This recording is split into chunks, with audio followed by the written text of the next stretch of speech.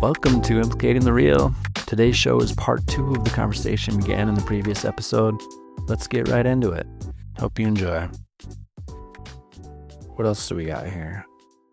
Sometimes some of this, it doesn't seem like it fits together perfectly on first viewing. It's just like kind of a random factoid after another. You don't say. But like, you think about it, some of it connects. Because right after that, he goes right into like families, do we need to touch on that? If you want to, I'm good to skip it. I feel like we kind of touched on that. And we're going to talk about it in the next chapter. But you were saying, maybe referencing this line, jointly each generation has its own purpose. It is this, to perfect inner knowledge and to materialize it as faithfully as possible outward into the world. Was that what you were getting at, or maybe it was something else? Mm-hmm. Yeah. It seems like there's sort of this like built-in, like in this worldview, there's like a progressiveness, right? Where it's like we're always progressing like generation by generation, which is kind of interesting. I think so. So like you would, this is more for just like a larger sort of like metatextual point of like how you would categorize stuff is like you can put it in like a worldview that sees history as like a progressive like motion. I think that's one aspect, because we're doing our individual development, but we're also doing a collective development, aren't we? Yeah, but when you say progressive, you don't mean to say that humanity is getting better and better, do you? Yeah, that's what I mean. Seth says elsewhere that that's not the case. Like he specifically talked about how humans throughout our chronological time seem to tend to become technologically better, but that is essentially not a metric we should be taking to measure progress. Like we shouldn't think that people in year 3000 are more progressed than the medieval ages, because it's all different environmental conditions. We might learn more about, like, we might be more backwards in terms of spirituality in like some hyper-capitalistic society in the year 3000 than we were back in like hunter-gatherer times in 200 AD. Right.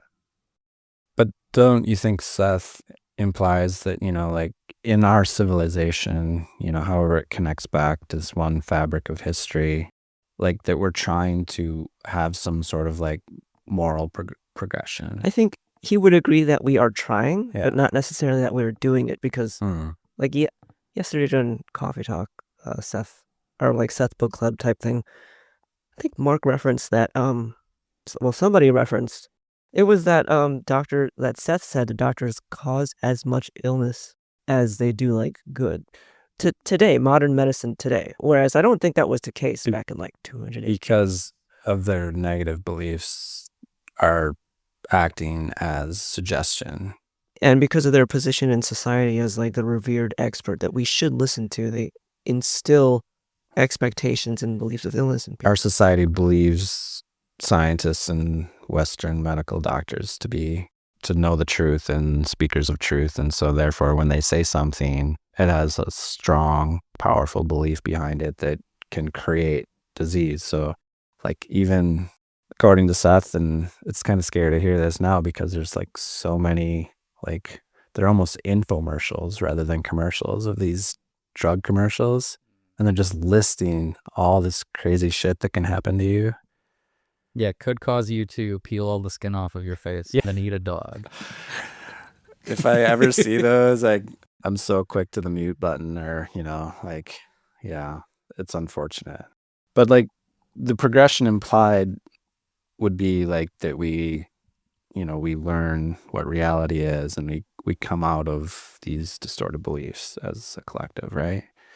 Yeah, but not I don't think in terms of historical chronological time. I think in some ways we're straying further and further from the truth sometimes. But like as entities who are choosing, I mean, that's why like chronological time is almost meaningless, because if you're an entity, you're like, okay, I'll have that life in medieval ages, maybe this one as a caveman, and this one in like cyberpunk 3000. It's not because of the challenges, but you as the entity come away having developed more. But like I wouldn't say that humanity is consistently getting better in every regard. Right. So like the generational purpose is more of just sort of like a side game. It's sort of just like the theme, the flavor of like that experience, that existence. I think like you can choose to take part in the grand narrative, but it's just sort of like that's this season's like thing. I interpret it more as like okay, you guys as a family choose this specific elective to go through your 1990 to 2080, where you have to go through, like the housing crisis and all these things. For you guys specifically, learn lessons you want to, but you don't necessarily have had to learn it only in the 90s. You probably could have learned it some other time. Mm-hmm. Yeah. But like you as a family are still progressing. We'll have to, I mean, we do this often that we're like, my mind's sparking off to like other ideas that I think Seth had said. And then, we someday when we're like a big, huge podcast, we'll have like a dedicated like Google person that can just look up stuff. But I want to say that, Seth says that there's like, we're here for our own individual development, but also a collective, like in the way that like he implies that, when half the world is dreaming, like they're setting up, the dramas and the reality creation for the next day. And like the individual development and the collective like fit together in the way like everything does, according to probabilities. I sort of get this impression too. I don't know, maybe this is off, but like it almost has the feeling that like this physical reality is like the stage one of like the rocket, where like it's here for us to use and then get tossed aside. Do you think that that's like there in the text? Tossed aside, and then we're like, because then we just ascend to something like greater. Well, you don't toss from depends what you straight to mean. this side. More kids are constantly born. No, of the rocket.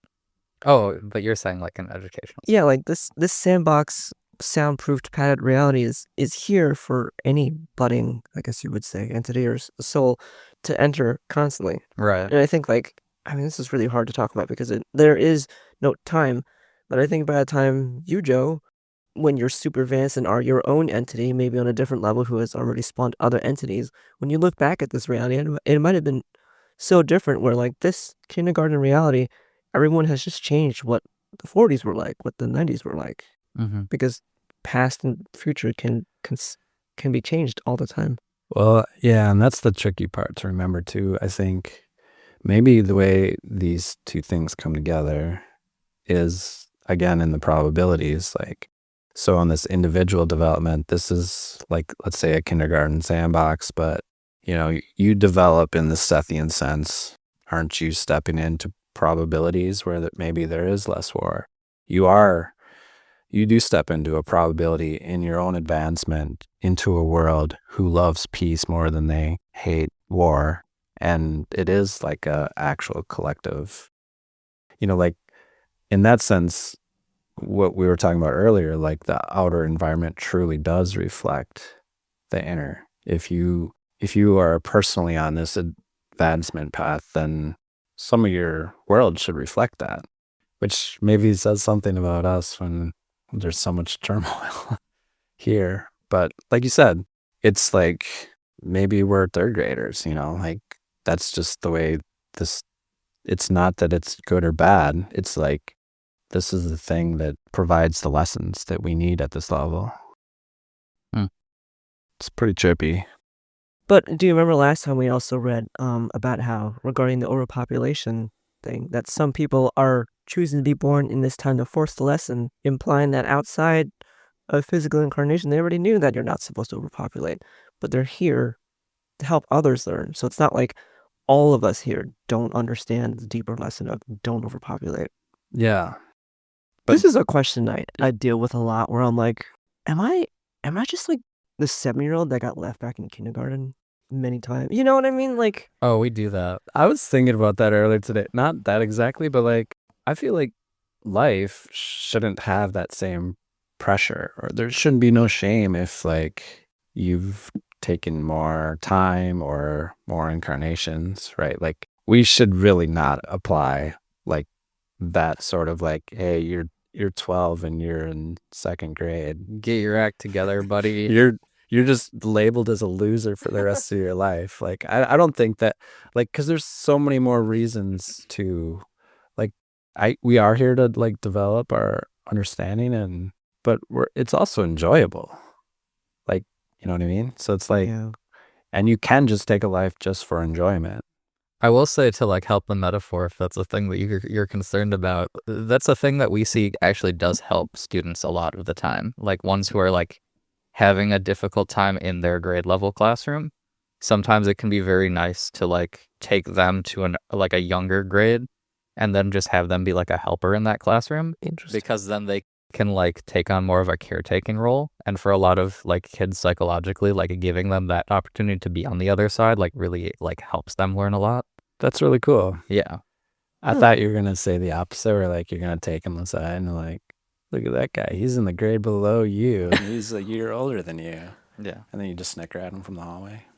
Yeah. No, I think no. what you're doing is way better. Like there's a case for having like mixed age classrooms. Like I don't think it's overall like on balance better, but like there's a case for letting kids kind of be a little more fluid and like intentionally being like, this kid would benefit from like going over here for a little bit and doing something different, you know? Childhood is like particularly, it really highlights, you know, like stages, because like kids are just developing so fast that, you know, like you can't have an environment where these contrasts don't come up, right? Mm-hmm. Right. That's interesting. Let me know what you guys think of this. I feel like I understand it, but like right after that, it says the changing physical scene throughout the centuries as you know them represents the inner images that have flickered through the minds of the individuals who lived within the world through the various ages. That's kind of what I was talking about before. Yeah, where like if you were to look back on all the different histories we're going to get, since the past is consistently changing, that is what would make the past consistently change, is the people who live in it. And the idea of probable histories, like another world where we might not have had World War II, or another world where we already finished World War III and everything is kind of in shambles, that would be due to the inner state of everyone who lived in there. So yeah, I guess on some level this was like really obvious and just very consistently Sethian, and another level, like I just wanted a little more context, I guess, you know, that have flickered through the minds. It seemed so like fickle the way. yeah, the way I interpret this is like there is no set way that history was supposed to run. Like there's no overarching giant entity out there who's like, yeah, the 20s were supposed to be full of like poverty and depression times. It's just like everyone who was there at the time made it like that with their collective. Right. Like there's some things, if we're looking at it through our eyes of like technological continuity, there's some things that kind of have to go in order, but there's other things like there could have been a lot of like peace or well-being or wealth, or that could fluctuate. That's not necessarily tied to like the concatenations of history. Sometimes I wonder if technology even has to be serial like that. Like I was thinking the other day, Nikola Tesla supposedly said that there was a way to transmit electricity wirelessly. And I'm like, what would have happened if we had that world instead? And we could have colonized like more distant lands without having to run utilities so expensively. I think so many things would have been different. And then I think like if Seth is right that we managed to build the pyramids using sound, like what are we doing here with our combustible engines guzzling down? Like it's so primitive that we have to make these mini explosions to turn a thingy. Like is that really? Yeah. Is that really? Like the idea that all electrical production is essentially just steam. Yeah, like I think we could have just skipped this theme. And I'm not saying like we would have necessarily jumped straight to like, and I don't even think that nuclear fission or fusion is the way to go. I think there's just a lot of other possibilities that we just haven't explored because we went down the steam turning a thing. Yeah, and we almost assume other avenues aren't there. Yeah. Because like we assume that like if they were there, somebody would have found them, or somebody would be, and there would be an avenue of pursuit that already exists. Listener, this is you. Don't assume someone else will do it. You need to do it. The experts are idiots. If you have a good idea, you should do it. There's a lot of people that do believe like a lot of that Tesla type stuff, but they think that, the rich and the government like swallowed it up and prevented the people from having it. Yeah, the guy who made the car that like is fueled on water. Yeah, like all those kinds of ideas. And one thing I think about is like how they have this idea of like soft mechanics or like soft machines, where it's like you have machines, but they're made of materials that aren't like metallic. Like you don't have like hard metal machines. You have like stuff that like they articulate more like tentacles, where it's like you're inflating or deflating like membranes of stuff and like plastics and stuff like that. And there's like that interesting thing of like, I suppose we had to have invented the like component like materials of like the plastics and things like that. But like you can imagine a world in which you have sort of like a soft mechanics that just like you don't go down the route of like metallic like machinery. What do you think the major change would be in that sort of line of development? Honestly, probably it has to do with your environment, like the natural resources available to you, right? Like if you can find natural polymers from like certain like if there just was a plant that you could tap into that would give you like really durable like polymers that you could like craft into like sheets and stuff, and you didn't have to go down the route of extracting oil to do it, you could have gone that direction. You know, you'd also have to have like a way of like containing, you know, like pressures, right? So you'd have to be able to make valves without using like metallic stuff. But is metal necessarily the problem, or are you just saying that metal uses fossil fuels, or what are you saying? I'm saying that like there's certain like avenues of development that like are assumed to work in a certain way because of the materials involved, right? Yeah. And like articulation kind of works in certain mechanical ways because of the materials that are involved. And you can have like different forms of articulation if your like paradigm is a different type of material. Yeah. And I'm thinking like maybe some of those things aren't explored now because maybe metal is obviously better in this one way. And so we don't even discover the other 4 ways that this other material might be better than metal, even though it's not as good as that one way. Right. Kind of a lack of imagination. It's just these like soft assumptions that kind of live with you. It is this kind of technological progression assumption, right? They're like, oh, we figured this out. We know this. And like, I still live with some of these assumptions when I like look back from like a movie from 50 years ago and it's brilliant. I'm like, how is that movie so brilliant? I'm like, well, people are just as intelligent as they were at any other point. Yeah. You know? Yeah. But like that, it's the shocking thing is like that these assumptions are still like, you know, in there somewhere. Right. Yeah, I think it is sort of the result of having a culture that sort of like alienates like the individual like average person in our society from like that level of like interaction with like the development and creation of things. Where like specifically from like an American context, we've created like a service consumer culture. So we get service and consumer individuals as opposed to like, you know, obviously there's no turning the wheel back, but like people, I think, sort of fetishize the industrial society that we used to have, like the manufacturing society that we used to have for like specific, like this is one of the reasons. And it sort of makes sense, right? To be like, you know, maybe you are there's a level of alienation that has been expounded upon in depth, right? To like being a person who works in this manufacturing economy where you're not like handcrafting like individual like finished items, but you do still have a role in like the understanding of the creation of the scientific technological achievements of your society. Yeah. But then there's even the higher level of alienation, right? Where it's like you are a consumer of things that are made by in itself alienated workers from the other side of the planet, which you just get on cargo ship shit to you.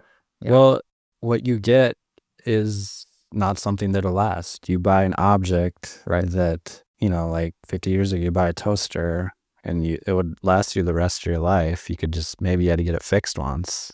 Yeah. But now, you know, in the next 50 years, you're going to own like 12 different toasters because they're just going to fall apart and you throw them in the ocean. It creates a value system where like the quality of a good is not even considered valuable. It's the convenience of the good.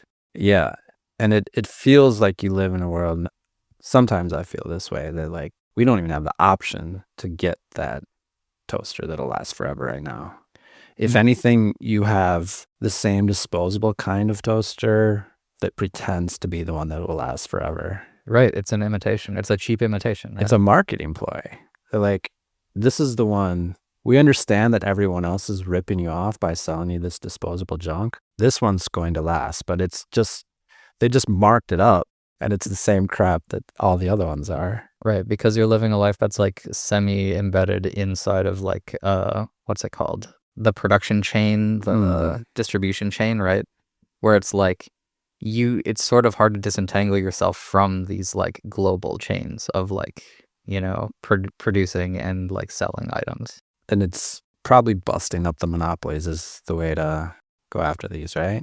I don't know, because we have drop shipping now, right? Like at this point, like when we're talking about the monopolies, like which monopolies are we talking about? Like you can go and purchase directly from the warehouse in China as an individual person and then drop ship those shitty fucking nasty toasters that break after 3 But months. that's what I mean. Like the monopolies of like there only being like 3 places in the world that make toasters. Like you break them up and then someone who understands your toaster soul will make the toaster for you. Well, you'll find it on Etsy. I feel like this is a much more radical take than you've initially assumed, Michael, because I think if you're talking about like monopolies in the way that you just described it, the correct word for that is nation states, right? Maybe, yeah. Because it's all about like national like trade, agreements. Like the word tariff is very important right now in the political field, but like that's what causes that, right? It's like it's NAFTA. It's like these trade agreements. It's these like currency agreements. So it's like if you want to break up monopolies, what you're talking about is the monopoly of the state. Yeah, because those tariffs end up being like a globalized incentive, right? Like if one nation has the power to like make all these things more expensive or less expensive, then you have this power to incentivize people's actions on a large scale basis. Right. Yeah. Yeah. And that's why you should vote for. No, I'm just kidding. Listener, you can make a toaster. You're smart enough. Just make a fire and toast your bread on the fire.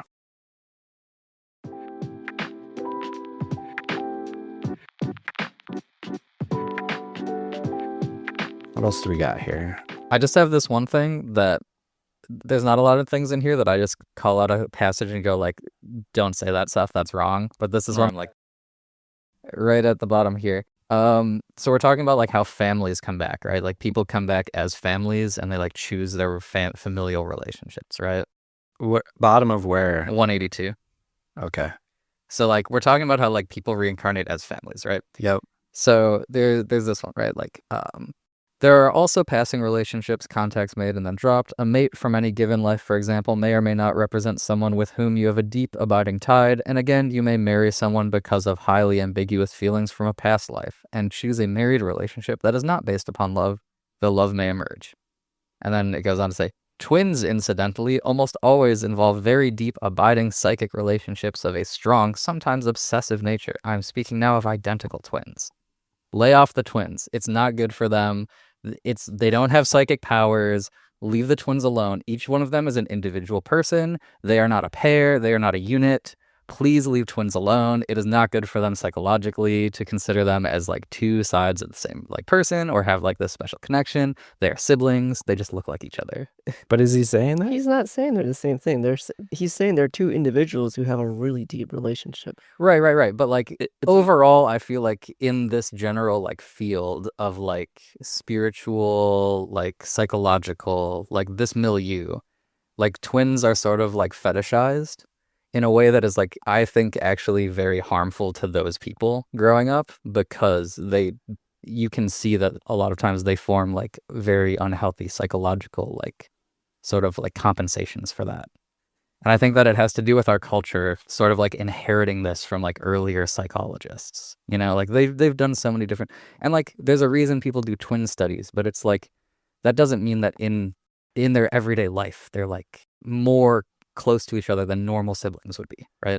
I don't think it necessarily means that, but this is in the context of like choosing, how your next life is going to look. And right.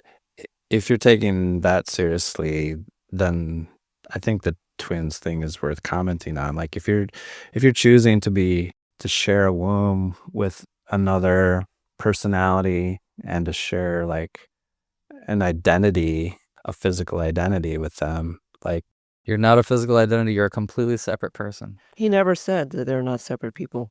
He's that's what I'm saying. That you're coming back with people that you may have had relationships with. I don't think that much of twins, but I do think that most mother-child relationships, most of those incarnations are chosen because of possibly deep, abiding psychic relationships, strong, another modifying word, a qualifying word, another, sometimes obsessive nature. I'm not saying that all mother children are obsessive. I mean, Jane and her mom incarnate together to get over the hatred of one of them killing the other in the past. He never says that they are the same person. He just says that sometimes twins, there's a lot of qualifying words in this paragraph. Twins, incidentally, almost always, yada yada, sometimes obsessive. He never said they're the same He individual. said they almost always involve very deep, abiding psychic relationships of a strong, sometimes obsessive nature. They're not the same person. Right. That's not what I was saying either. Like they're sharing of a look, you know. I'm not saying like they're like the same person or anything like that. And that is just an accident of genetics. It's not meaningful. That's my point. Well, like, I mean, we're reading something where we're not believing in an accident of genetics. Right. And I'm saying that is like, sometimes, like, if there's things in here that are like mistakes that are just like innocent mistakes that don't harm anyone, it's fine. But like, this is one of those mistakes that I think like actually does harm people in the real world. I don't think that Seth is harming people. I think, as you said, it's the other psychologists who mislabel in a way that Seth doesn't. Twins is the same thing. Yeah, that does the harm, but we're conflating the two things. No. But even saying like they're like more similar than normal siblings to me is like, that's just not true, right? Like they're similar in a genetic sense. They're similar in like these physical ways, but like in terms of like how they should be treated as people, like don't assume that they have this like strong psychic relationship or whatever. You know, like don't assume that they're gonna be better at like, what's it called? Like telepathy or like whatever, you know, like it's bad. It's not good for them. They need to be. But I think there's like evidence of that. But like, and I don't know, Joe, it seems like you're like lumping just this one sentence or two sentences that Seth says about twins with like a lot of other things. Well, and then like, because I think having an emotional reaction. Seth is playing off of that tradition. Like that's why Seth says this. Like Seth wouldn't say this if there wasn't this other existing like body of work that Seth is drawing from, you know? But he's also nullifying other traditions in the previous paragraph where he said a mate from any given life may or may not represent someone with whom you have a deep abiding tie. Most people in, I guess, the spirituality field would assume that married people are soulmates or twin flames or stuff like that. There are people who have a really deep tie across multiple lives, and he's saying, yeah, sometimes not. Saying incidentally, like, yeah, what you think of as this strong bond is reflected in identical twins. Like, and I'm not worried about parents like married people. I'm worried specifically about the twins. Like, leave the twins alone. But Joe, like let's say you were like deeply in love in this life with one person, and then your next life, like, it's not crazy to me to think like, hey, should we just like be twins in this next life? Like, that's kind of what he's saying, isn't it? Yeah, that is what he's saying. And I'm saying, like, don't assume that about people. I disagree with you, Michael. Right. That's not what he's saying. He's saying, like, he's saying that every single relationship you have in physical life sometimes represents a deep abiding tie, sometimes doesn't. Yeah. Parent, child, married, couples, twins included. He's not saying, like, he's not radically saying, I'm just putting a lot of qualifiers into a context where, like, I could see like that's like a reasonable decision people would make. Like, we're closely connected. Like, let's be twins together. Let's share a womb. I was curious why it was just identical twins. I don't know any identical twins that closely. My father's a fraternal twin. I grew up with some identical twins. Yeah. So that's one of the reasons that I'm like, it seemed like there was do that. Something there. Like, don't do that to them. Well, like, everybody probably has like a curiosity about them that they can't, like, it's always like on the surface almost, I'm guessing. Yeah. It's the first thing people know about them, you know? I just don't find this comment that harmful, or I don't know. I guess my point about the qualifications is it's like, it's one thing to put qualifications, but if you're the one bringing up the topic in your own book, it doesn't matter how many qualifications you put in. You're the one who brought up the topic, right? Like, Seth could just have not said anything about it, but they did, right? Yeah, I still don't see the harm. Like, to me, it's fascinating. I wanted there to be more to that paragraph, honestly. Yeah, just like in the context, if you're choosing these relationships as you go through life, you know, that's a unique sort of relationship, but you're saying it's not. No, I mean, it has its own unique challenges. I'm just saying, like, for its uniqueness, it's worth commenting on, isn't it? Well, part of the uniqueness is it comes with these struggles, right? Of like, there's certain assumptions and certain curiosities about it that I think are like sort of unfair to the people who are thrust into that position. But that could be said for being born a woman in many times in human history. Yeah. It's not just like his whole shtick is that you choose your incarnation based on the challenges and sometimes the advantages, twins included, women included, people of color included. Yeah, but that doesn't mean that like we as a society should not try to like be kind to these people, right? Which is also what he says in this chapter. Right. Yeah. Like I would say the same thing about a bunch of other ways that you can be born that like clearly are going to give you like trouble. Like if you were born like with like I don't know what the correct term for it is, but like dwarfism, right? Like clearly you're going to have like some challenges growing up from people like having questions about it and like treating you in a certain way and treating you differently from other people. Yes. And like you could come from a spiritual tradition where you're like, oh, these people have these like magical qualities, you know, like they're sort of akin to like they're like little dwarves, they're little like elf people, like getting rid of that superstition about them is beneficial to them. I agree. Right? And I would also say the same thing for people born with genetic illnesses. Right. That line, illness is often the result of ignorance and lazy mental habits, could be really infuriating for someone who is born with an illness that they genetic. Control, yeah. Yeah. But he also like is careful to emphasize it's not always the case. Sometimes you choose to have that so that you can balance other characteristics or you want to have the challenge of that. Right. But are you saying this, you find this akin to like a superstition? Yeah. And then it's has a negative effect because people are bringing that and bearing that upon people in their everyday relationships. Life. Yeah. I mean, I guess that's fair.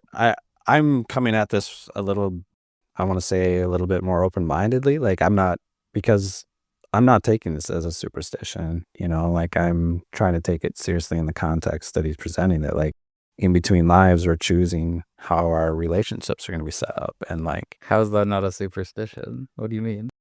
I mean, a superstition has this like negative, dismissive quality to it. It's like, it's a pejorative, you know, at least in one sense, isn't it? Well, like, yeah, but like everything's a belief, but like, I don't think everything's a superstition. Yeah, it's a superstition in that I'm trying to say like, it's not true. But like, how is you're saying that like any more or less a belief than what he's saying? Yeah, that's true. Like you could say that you don't believe me, but I'm just trying to like put it out there for like the people who are listening to the podcast. Like, tell us why you think it's not true, not that it's not true. Do you know what I'm saying? Because I don't think you choose your life. I don't believe in reincarnation. I don't think you do any of this stuff. Okay. Yeah. Well, that's worthwhile context. And like for most of it, it's like the downshot of like believing in it and it not being true is like it's null, right? Like if you believe in this thing, it's not actually causing any harm in the world. But like this is a specific instance where it's like this belief about how twins work like directly affects specific people as like a class of people, and that's why I'm calling it out. I think in order for me to use this information negatively in the world, I'm trying to think how that works. Like I'm gonna like go up to twins and like just make a bunch of assumptions. Like I know most people in the world aren't looking at it through the Sethian lens, so I don't go around like pushing these ideas on them, and I'm not gonna treat anybody differently or negatively. I mean, I see Joe's point, but I am confused as to why he takes such issue with this line as opposed to everything else about this book should be way more triggering. Like, you pick your illnesses because you're like lazy. You create your reality, including poverty. Like, how is that not more upsetting to you if you don't believe this? Well, and the twins line. I've pushed back against the poverty thing like a number of times. Not with this level of fervor. Well, because this one is like, this is one of the, like the poverty one, it's like, I think someone who's listening to the podcast can like understand like I should probably not be addicted to people who are poor. But like with the twins thing, I feel like this is a thing that like some people just don't understand as an issue. And that's why I think it's like important to really like make the case. Because I don't think it's a thing people consider or talk about. Interesting. Yeah. You're saying, okay, you don't believe in reincarnation or any of this, but like, what do you believe in? Well, Like science and all that? I- Materialism? I feel like because, we've like- talked about this before on the podcast. Right. But let's just, for context in this particular incident. Yeah, I think that you live your life and then you die and then you're dead, right? Is there some aspect of the life that you're living that is in some way like a spiritual thing that is difficult to quantify in material terms? Like, probably, yeah. But like, my metaphor for what a soul or spirit would be, right, is that I see it as like, if you light a match, part of the entire like object of match flame, considered as one object, is the match, and part of it is the flame, right? The flame is a production of the physical characteristics of the match. If the match were to be impeded in some way, the flame would go away. It is just a feature that arises out of the match.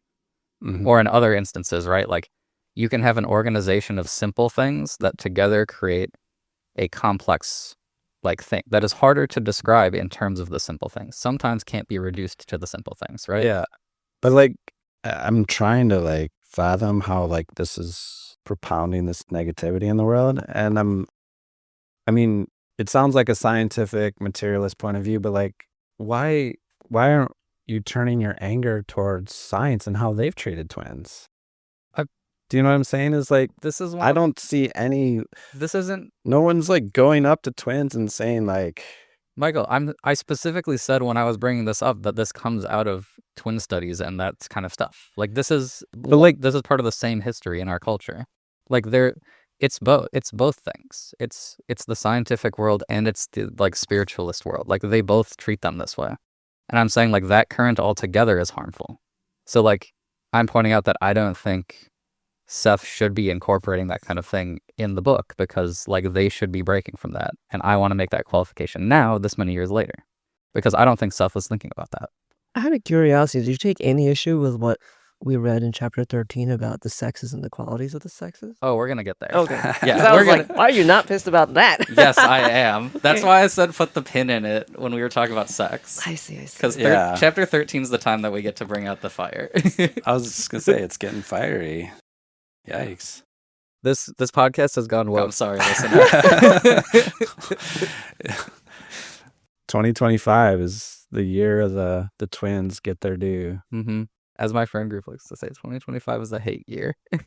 Why? Just because? Oh, we go back and forth between love years and hate years. Oh, 2025 is a hate year. it's because it's odd. Yeah. Correct. Oh. Justice for the odd years. I had something on the previous page, unless we had any more to add to that. Yeah, go ahead. You cannot justify or rationalize present circumstances by saying, this is because of something I did in the past life. For within you now is the ability to change the negative influence. You may have brought negative influences into your life for a given reason, but the reason always has to do with understanding, and understanding removes those influences. I think maybe I already said this, but it made me think of, yeah, it's that implied value of understanding.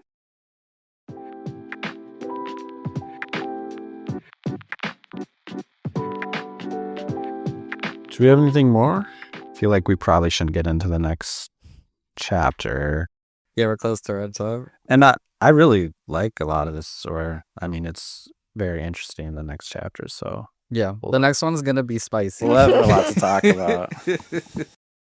I did like this one line that I think breaks away from a lot of spiritual views, where Seth says, predetermination is never involved, for the challenge and circumstances are chosen. Yeah. A lot of people who believe in reincarnation and choosing your life, and having a life purpose will say like, oh, you're going to have this life and like your child is supposed to like die, or you're supposed to have a car accident that changes your life when you're in your 20s or something like that. But Seth basically says that's not the case. Yeah, he goes into that more in other places because it might seem like he's contradicting himself at sometimes, because he'll say like certain things are set up ahead of time. Mm-hmm. But what I understand is like you always have the opportunity to like take a hard left at any. Yeah, I think it was this chapter, right, where he said that possibly before you were born, you already agree with your children that they are going to be your children. Yeah, the next chapter is all Mhm. that. There's a lot about, like the fetus consciousness and, like all those decisions of like Yeah. the whole last session is about it. But then he also said that Jane's miscarried baby changed its mind. Yeah, we mentioned that previously, right? That didn't come up in this. That We mentioned it previously because it was. Do you remember where that's mentioned? I think it was in one of the personal or early sessions because it's kind of personal. Yeah, that makes a lot of sense. That makes the part about the fetus consciousness make way more sense. Because I was wondering when I was reading, I'm like, why are we getting so into the, and then like the fact that she had that experience makes it make a lot more sense. Why she would want that to be in the book. I was just gonna ask you because he's saying after that line you just read, some problems may be put off, for example, for several existences. Some personalities want to solve their strongest problems and get them over with, perhaps in a series of rather trying existences or exaggerated circumstances. Like, I was just gonna ask personally, do you guys find yourself to be the type of people that like, oh, I want to get the hard things done right away and then take it easy, or vice versa? Because I'm kind of one of those people. Like, I want to like get all the hard shit off right away. Like, just in my personal life, I'm not saying I have any knowledge of the way I choose my lives outside of this, but I wander through life in a fugue state. Things bonk into me, and then I do them as tasks. Like, if I wake up in the morning and I find, gee, I don't have any clean socks, I mean, I guess that's a day to do laundry. If I walk into the living room and I see a specific book before another book, that's the book I'm reading. Who's the real hippie around here? Yeah. Do you find yourself in? I think about that this a lot. Okay, so like we were kind of talking about this before, where you can't really like judge any. You can't negatively judge the poor. They might have been someone who chose a ridiculously difficult life. Are they going to stack being poor and maybe being a minority and all this other crap on top of each other so that they learn a lot? And then you might have like, trust fund baby have an easier life. Although some would argue that being a trust fund baby is a really difficult life because of the interpersonal relationship problems you're probably going to run into as a family. But like I think about this a lot where I'm like, I would say my life was pretty hard, but I can't tell my entity is the kind to pick harder lives to learn more lessons. Or if, again, I was lazy and picked a lot of easy lives, and then my entity was like, oh boy, we gotta wait, I catch up the other third graders. Come on, let's move it along. You like slacked off enough. or somewhere in between. Yeah. I just meant like in this existence. Like, do you find yourself yeah. like choosing Big time. big time what? Super type A. Yeah, Let it take things a difficult way. like a micro example is like, at work we can like mutually exchange shifts with each other if we need like a certain day off, and like I hate it if I get the day off before I work that extra shift. I'm like, I always wanna work the extra shift first and then have the day off. I also don't like making appointments in the afternoon for that reason. 'Cause I get this like listlessness where I can't like relax or do anything until that freaking appointment is out of the way. So I try to schedule them as early as I can. Huh. Do you guys get that? No. Because some people say it's an ADHD Well, thing. I don't know. I worked overnight shift, so the afternoon is my morning. So I need the time to get like ready to go do an appointment. So I'm like, oh, let me do it like right when your lunch break would probably be. So I think people don't like it when I make appointments with them because I need to make them move their actual break around. Yeah. I'm not trying to wake up in the morning, roll out of bed, and go do something right away. as we're doing this podcast at 9 a.m. Yeah, I will. yeah, bright and early today. A little insight to the viewers. Before we do the podcast, I've pretty much, for like a lot of the last ones, what I do is I roll out of bed, read the chapter, and then we immediately go to the podcast. That's good to have context. It's so fresh in my mind. Yeah. Did we talk? Yeah, we talked about that last time, but maybe at the break. Oh, maybe it was during the break we talked about I it. don't remember. I mean, holding off on 13 is going to be good, though, because I actually did want to read a little bit of actual Jung before we get into it. Yeah. To like Or be able just, to like, compare what the... I was thinking about looking up some just mythology too. Yeah. Yeah. Like having some outside influence stuff, I think would be useful in that one. Throw a couple more lines out here just to wrap it up. Reincarnational goals also vary greatly. I want to stress that reincarnation is a tool used by personalities. And then at the bottom, those that thoroughly enjoy the physical medium without being obsessed by it, however, do very well indeed. The laws of reincarnation are adapted by individual personalities to suit them. So this is curious. The laws are adapted. That's another one of those lines where like, give me more. I need to know what you're talking about there. Yeah, like we just changed the speed of light because it's like, I'm feeling a little more lazy today. Why don't we take everything a little slower? He might be just referring to what we think of as the laws of reincarnation, as like the hardcore karmic laws, where we're actually choosing. Or he could mean the laws of, there's different root assumption rules, laws, and we just go into different probabilities. I don't know exactly. Maybe I think he's intentionally left broadly. I think he basically is just saying like the entity has a lot of free will. Yeah. It's kind of a sandbox. There's no real tight curriculum. Like he was saying earlier, I suspect one example of this is how most people incarnate together because it's easier to have that bond and that understanding with your buddies that you've incarnated with over and over. But some people intentionally choose to go rogue and incarnate alone, knowing that the laws or that everyone else they're incarnating with is probably their own Gestalt family or Gestalt civilization. And like, you're this lone wolf here breaking into these people with no, like that would be a law that they're adapting to suit for their own. Yeah, I think you're right. He's just implying that our own choice is kind of governing everything that's happening here. Mm-hmm. That's interesting. Yeah, like it's not, I think especially since this is the last line of the chapter, I think what he's saying is basically reincarnation is probably not as rigid as your religions have told you it was. Yeah. I don't know if I can find the line, but there was one about like, even if you are kind of the lone wolf or you just diverge from, going through those same close relationships, that there will be other close relationships. Like that's like part of the experience. Anything else? I don't have anything for this chapter. We did the thing. We filled up the whole time with just one session. Till next time. That's our show, but fear not, the never-ending conversation continues next week. If you're enjoying the show, please be so kind as to subscribe, like, rate, and review, and if you're feeling frisky, tell a friend. Contact us at implicatingthereal@gmail.com. You can support the show at patreon.com/implicatingthereal. We are doing our best, but whatever support you can lend helps us appreciably. We are not affiliated with the publishers or proprietors, but we encourage you to get the books.